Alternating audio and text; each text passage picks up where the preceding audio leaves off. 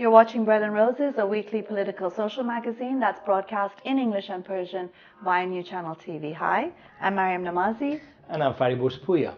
In this week's program, we'll be marking the International Women's Day by showing some of the footage of 1979 women's protests against compulsory veiling. We'll be discussing its impact on the ongoing women's liberation in Iran and internationally. In the shocking news of the week, we'll be talking about human rights organization caged prisoners and their justification of beheadings by a British jihadist, Mohammad Emwazi. In the insane fatwa of the week, it's going to be from ISIS and their directive that women should not slap their thighs. The good news of the week, it's about the protests and marches internationally in defense of women's rights. And we'll be discussing one such specific act by our very own Maryam Namazie. Stay with us. 8th March, International Women's Day, must commemorate the 1979 protests of Iranian women against Khomeini's compulsory veiling order, which captured the imagination of people across the world. The protest was suppressed by brute force, and the control of women and their bodies became a pillar of the regime in Iran. Nonetheless, the women's liberation movement against the veil and Islamic rule is the greatest threat faced by the regime today. When we're discussing the issue of the veil in Europe and the West, very often we hear that it's a piece of clothing, it's people's right and choice. This is really a very Eurocentric aspect to this debate, because in reality, when you look at the challenge of people against the Islamic movement in a place like Iran, one of the key areas of battle and the fight back is with regards to the veil, because one of the first things Islamists do when they come to power is impose the veil. You see that in ISIS, it happened in Iran. And one of the main areas of fight back is against the veil, unveiling, removing veils, badly veiling, and so on and so forth. And if it was people's culture and if people accepted it, there won't be an issue. The fact that it's an issue because people are resisting it. And it's against people's existence. And the reason that in countries like Iran, Iraq, Afghanistan, women's issue is a key issue is because people are experiencing it every day, and they despise this sort of the enforced way of life that is clearly political. This wasn't the case, say, 40 years ago. And you could see the regression these days. And the regression actually starts in Europe. And you see the contrast between the debate in the European societies in America and where the veil is compulsory. And I think that shows the contrast. Definitely. And I mean, one of the things is that the Iranian Revolution was a left-leaning revolution. It wasn't an Islamic revolution. It was suppressed by the Islamic movement. And when you see and hear about, this 1979 women's protest with men came out as well, in support of women's rights, against compulsory veiling, in a sense, you can see why this women's liberation movement in Iran is so radical and so deeply rooted, because it goes back to that revolutionary movement for equality. And I think when you actually feel what was going on, or you understand, the depth of the Iranian society, because at that time, all of the society came out. You could actually see what people were feeling clearly, and when people actually understand what was going on in Iranian society, that's the basis that you could see what's going on in Iran, why there's such a strong women's movement in Iran, and how Islamic regime, after 36 years, nearly 37 years, they haven't been able to resolve the issue of women's movement and compulsory veiling. Yeah, and it's definitely not just an issue of the veil, is it? The veil is one of many issues, but it is one of the main issues because it is such a visible sort of imposition on women. You can't leave your home without the veil. You cannot enter, government offices with men. It represents gender apartheid. It represents the debased position of women in an Islamic state. And I think we need to recognize all the time when there's a debate about veil, it's not a choice, it's compulsory. The reason is a debate is debated because of the Islamic movement, and within Islamic movement, veil is not a choice, it's compulsory. Yeah, I mean, I think in reality, looking at this issue on a mass social scale and internationally, the veil is anything but a right and a choice. Now, let's go and look at this amazing footage from the 1979 mass protests of women against the compulsory order veiling.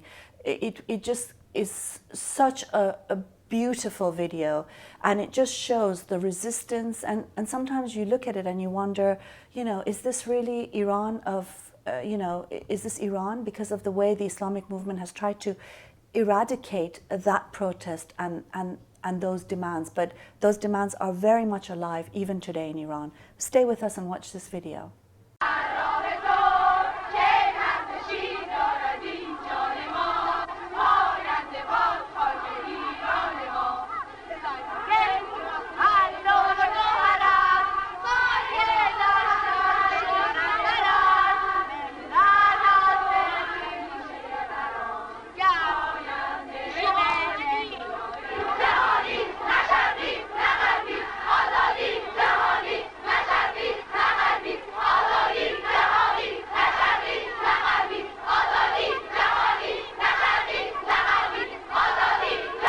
Le 8 mars, à Téhéran, 50 000 femmes iraniennes dans les rues, et partout dans le monde, des milliers de femmes qui se réjouissaient de la naissance d'un mouvement de libération des femmes dans un pays islamique. Dès le premier jour, et pendant toute cette semaine de révolution des femmes, 4 d'entre nous étaient avec elles dans les rues. Manifestations, sit-ins, discussions, réunions. Et nous étions nombreuses à Paris, Lyon, Bordeaux, Marseille et d'autres villes, à mettre toutes nos forces à faire connaître leur mouvement. Nous avons transmis jour après jour leur révolte, leurs fêtes, leur violence, leur victoire. Nous, les femmes du mouvement de libération des femmes, pratiques politiques et psychanalyse, qui affirmons que quand des femmes iraniennes brisent leurs chaînes, ce sont des femmes du monde entier qui avancent avec elles.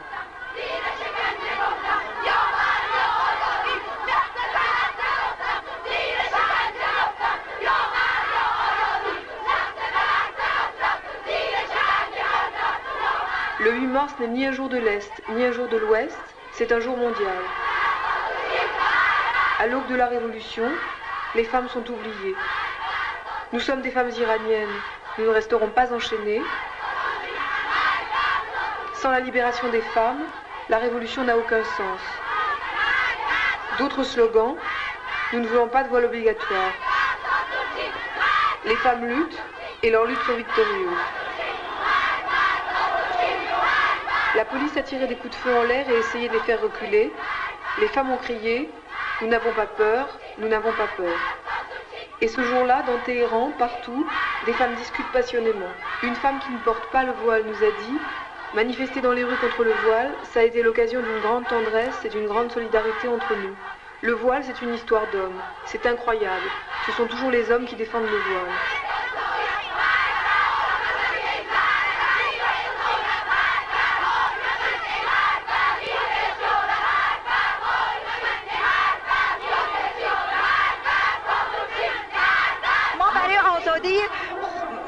Nous, les femmes, nous avons eu des martyrs comme les hommes.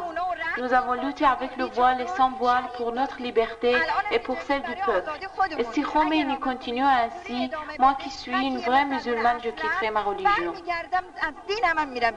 Qu'est-ce que c'est un chador pour une femme? Oui, ce que ça... Oui, comment ça les entrave? Enfin, quel genre de vêtements c'est? Il y a des années que je mets le tchador. Le tchador m'empêche de bouger, de travailler, de tenir mon enfant par la main. Mais je ne suis pas venue à la manifestation pour ne plus mettre le tchador. J'ai 6 filles et je suis venue pour que mes filles ne soient pas obligées de mettre le tchador, pour que les hommes ne l'obligent pas à le mettre. Je suis venue ici pour défendre mes filles contre le tchador.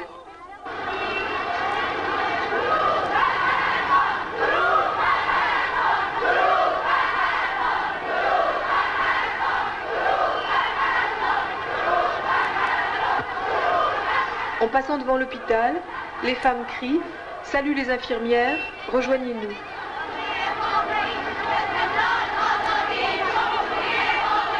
Certains fanatiques religieux ont réagi très violemment aux manifestations des femmes, en les harcelant, en les injuriant et même en les frappant. Sima nous disait « Oui, la semaine dernière, j'étais en danger lorsque je descendais dans la rue parce qu'ils avaient demandé qu'on mette le tchador. J'avais mon foulard dans mon sac, j'en ai toujours un par sécurité. Des hommes dans chaque voiture qui passait disaient quelque chose. J'ai pensé que s'il continuait, j'agirais, je me défendrais. On a déjà fait des manifestations. Il y avait des soldats dans les rues, c'était le danger de mort. Maintenant, on peut marcher devant quelques hommes, on n'a plus peur.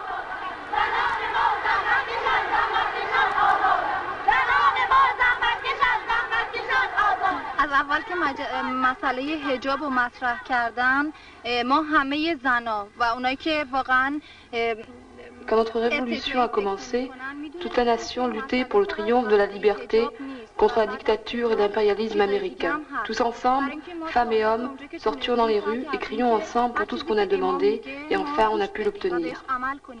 Et nous, dans notre école, nous faisions des études. Nous travaillions en même temps dans les hôpitaux. Quand il y avait des blessés, on les soignait sans demander d'argent. Après, ce jour où l'armée et la garnison s'est rendue et où la révolution a triomphé, nous étions dans les rues. Et puis l'ayatollah Khomeini a dit « Ne faites plus de manifestations, n'allez plus dans les rues ». Alors nous sommes retournés à l'école. Mais depuis jeudi dernier, les religieux nous posent des problèmes. Il y a quelques jours que nous sortons dans les rues et nous disons que nous ne voulons pas de voile. S'ils voulaient faire comme ça avec nous, ils devaient nous le dire avant la révolution. Ils devaient nous dire qu'il y a une inégalité entre l'homme et la femme. Nous parlons pour notre droit. Nous parlons pour notre droit égalitaire avec les hommes. Et nous pensons, si nous ne parlons pas maintenant, quand la Constitution sera écrite, ils ne nous accorderont plus rien. Nous ne manifestons pas seulement pour le problème du voile, mais pour tout un ensemble de choses beaucoup plus importantes. Les femmes avocates ont été les premières à réagir et à faire des manifestations, et nous les avons suivies. Maintenant, elles sont en désaccord avec nous. Elles disent que ce problème est résolu. Mais nous voulons poursuivre notre lutte.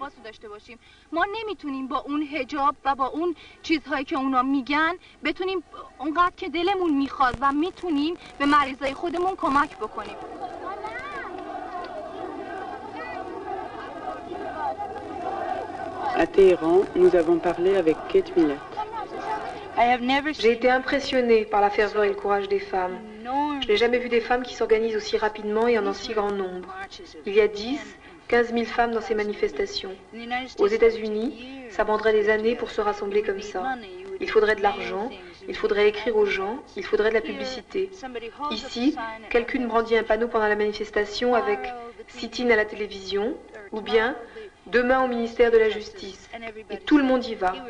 Parce que ces femmes non seulement ont été réprimées pendant très très longtemps, mais ce sont aussi des femmes qui ont fait la révolution. Elles ont été dans les rues, elles savaient qu'elles-mêmes pouvaient être tuées par le Shah et ses troupes.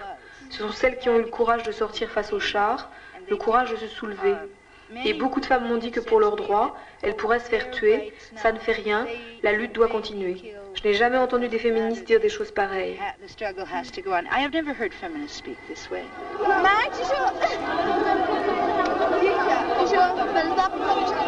On peut lire sur ce panneau « Nous refusons la tyrannie sous toutes ses formes, nous anéantirons la réaction sous toutes ses formes ». Les lycéennes étaient tellement joyeuses de manifester, ça leur a tellement plu qu'elles ne veulent plus s'arrêter. Mojgan nous a dit « Je veux vivre libre, je veux parler quand je veux faire tout ce que je veux, je n'accepte pas qu'on me donne des coups, je veux écrire tout ce que je veux écrire, jusqu'à maintenant je ne pouvais pas. Ma mère pense comme moi, elle veut la liberté, elle ne supporte pas de ne même pas pouvoir se promener dans la ville. »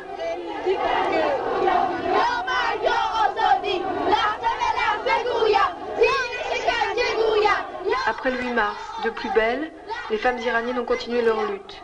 Le samedi 9, il y a eu une réunion à l'université. Le dimanche 10, un sit-in au ministère de la Justice, où les femmes ont déposé des revendications.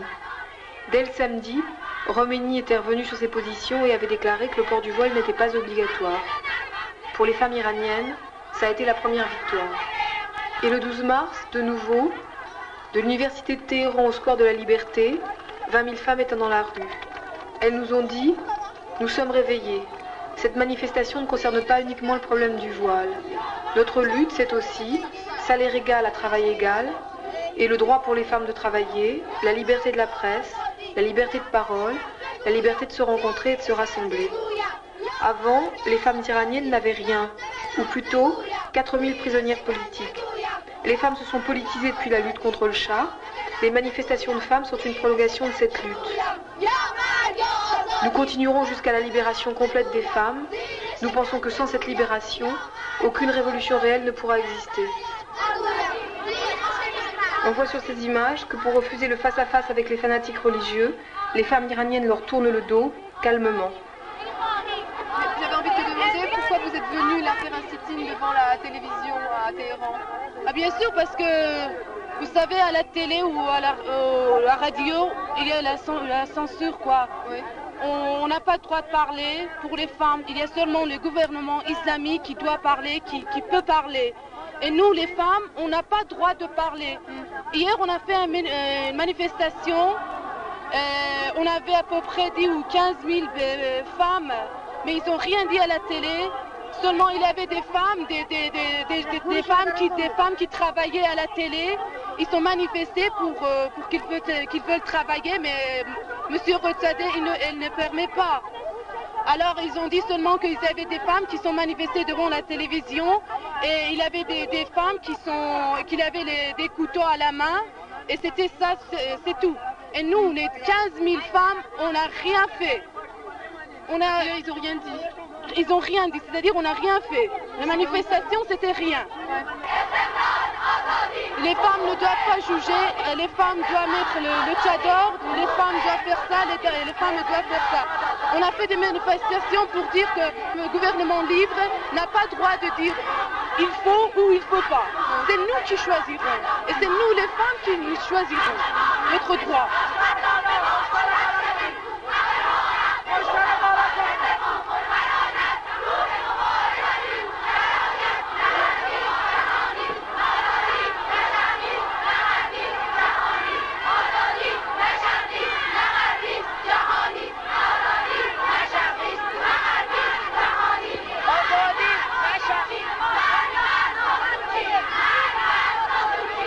Ce film document a été réalisé par des femmes iraniennes et des femmes en mouvement avec elles.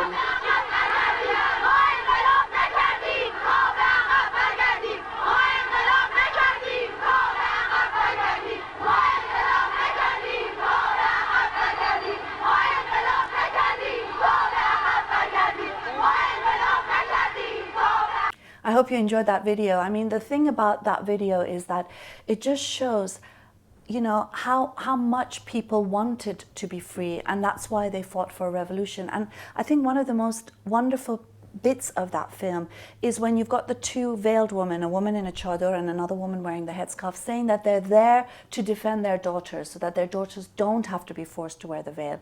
And one of the women says, if this is what they're going to do, I'm going to turn away from religion. And in a sense, we're seeing that in Iran today. That's exactly what's happened. You know, we'll see there's a huge movement against religion, and in particular Islam, and there's a huge secular movement. And you know, time and again we've seen that Iranian society is not an Islamic society, is actually anti-Islamic society. I mean, that's very clear. We have to say. The other thing I think we need to pay attention to, 36 years later, we see the regression and the image that in the media and everywhere, the pro-Islamic left, for example, try to portray that, you know, or look at the debate that is currently going on. Everybody's talking about veil as a right, especially in Europe. And I think that's important to see the regression. 1979 movement for women's liberation in Iran was a radical liberation movement, and it set the scene for the rest of the Iranian society. This is one of the moments, I think, in Iranian history that women's movement actually come out and set the scene, and it's actually is projected its power for the rest of the you know, rest of the Iranian society days to come. And you do see, you know, the effects of that movement today in the movement to unveil, in the movement of women who are badly veiled or improperly veiled in Iran, and this constant back and forth between women and the regime. And I think, you know, let's end this segment with one of the most beautiful slogans that you saw in this footage, which is that freedom is not Eastern or Western, but is universal, and indeed it is.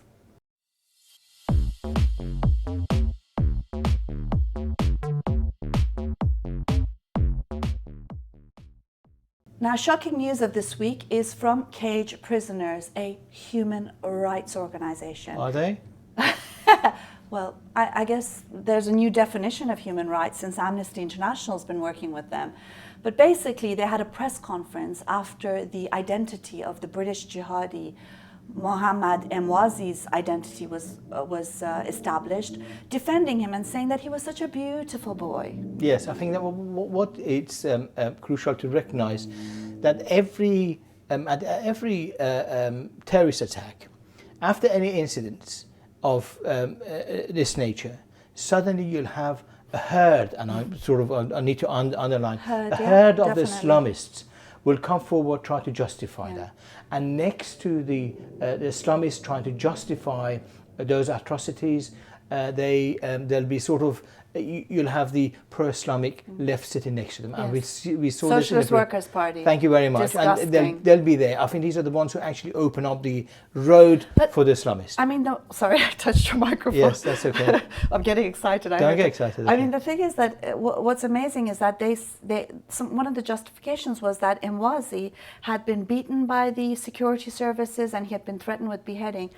I've been beaten. There are people in Iran who've been tortured and imprisoned and faced the worst calamities and tragedies in their lives. They're not all there beheading people. Exactly. I've always had this argument. People say unemployment turns people into racism. Actually, unemployment turns people into joining trade unions and fighting for better environment. You know, that's what we do.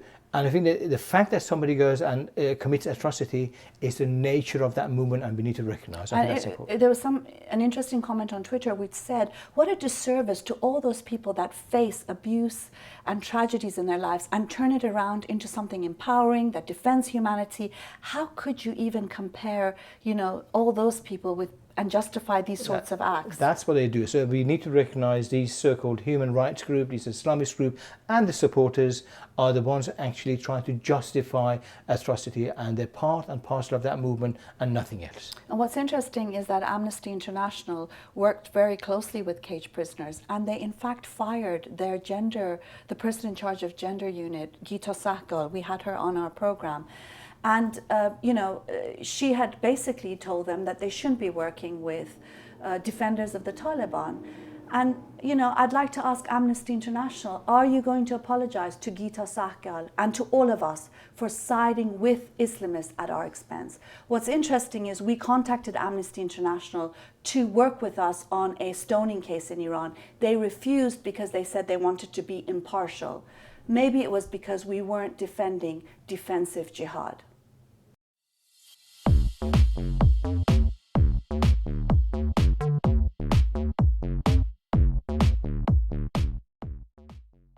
In the insane fatwa of the week, it's from ISIS and their directive that women should not slap their thighs. Okay. But there's also a lot of other fatwas that are really outrageous. One of them is about apostates and how you can harvest the organs of apostates, dead or alive, and use it. Without a permission. Well, dead or alive. Yeah. I think that's the nature of this organization and this movement.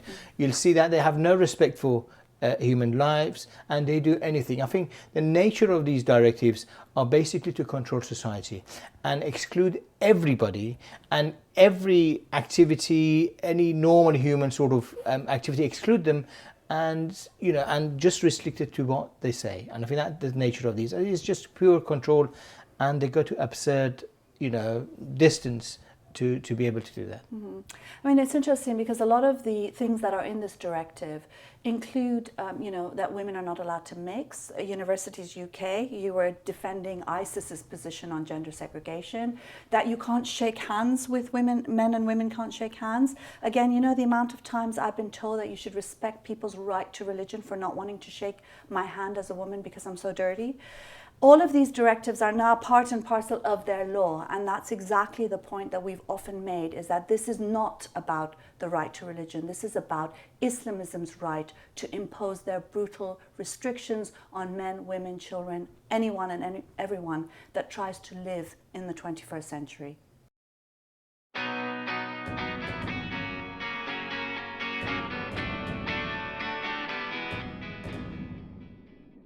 This week's good news about International Women's Day and many protests that it's taken place across the world. And one such action is Maryam's topless action for women's liberation. what's going on, Maryam? Yeah, I mean, one of the things that I wanted to do was to show the link between the murders of cartoonist Charlie and the murders across the globe of many men and women over many decades. You know, I think there's a huge focus on people killed in Europe, and people don't see all those people who are resisting and dissenting, many of them women. For example, Katia in Algeria, who was shot by an Islamist because she refused to wear the veil. Neda gunned down at a protest in Iran. To someone like Salwa Boughairis in Libya, who was assassinated by Islamists for her women's rights work. And you have all the names on your body. And I think one aspect of your protest last year and this year is naked protest. I mean, what's the significance of naked protest and sort of using the body to protest against Islamists? Yeah, I mean, I think when we in this program we've talked about the sort of obsession that Islamists have on women's bodies, how much they hate our bodies. Their whole role is to eradicate and erase woman's humanity and her very presence from the public space. And in a sense, because of that, I think a really good challenge to that is actually to come out with your body, to show that there's nothing wrong with your body, and to use it as a tool for empowerment and for resistance. And I think this is gaining ground, and I think you could see the spread of the movement to highlight the actually suppression of women through control of the body, and I think that's a brilliant and brave thing to do in my mind. Yes. And one of the things too was that I used the flags of the Islamic regime of Iran, ISIS, as well as the Saudi flag. And I think one of the things is that people look at ISIS now and look at it as something horrible, but then make excuses for the Saudi regime or for the Islamic regime of Iran. And my point is that they are all one and the same fundamentally. There might be differences of degree, and part of it has to do with the challenges that they face. In Iran, for example, the Islamic regime of Iran can't be like ISIS because of that widespread movement against it. Well, in reality, they do exactly the same thing. In Saudi Arabia, we'll see exactly the same thing that ISIS does. And in Iran, the Islamic regime, the level of execution, public flogging, acid throwing, all of those, which is subject of protest. And I think that's the key. They're exactly the same, but the degree is how much there is exposure. And they have the established states, and I think people have supposedly normal relationship with them. I think that's the key. Yeah, I mean, I think it is important to protest and defend women's rights in any way we can. I think topless protest is a really liberating way of, and nude protest is a very liberating way of challenging the Islamists. They despise women. Being a woman is a crime under Islamic rule, and therefore to come out with your body, and to say that my body is much more than a tool for reproduction or for veiling. It is, part of my humanity. I think it's an important way to challenge the Islamists and to break the taboo that comes with, a woman's body and controls over it. Okay, I hope, thank you very much, Maryam, for that. I hope you've enjoyed the program this week. Please do let us know your view about the program. Write to us, email us, and send us your question. We'll be happy to respond to them and include them in our program. And don't forget, we've started a fundraising campaign with Patreon. We now have 9 patrons who are supporting us on a weekly basis. You can also be one of them. For very little amounts of money a week, up $1 a week, you can help support our work, and we would appreciate if you can, and tell people about it as well. Anyway, we hope you have a wonderful week, and we'll see you again, same place, same time next week. Bye. Goodbye.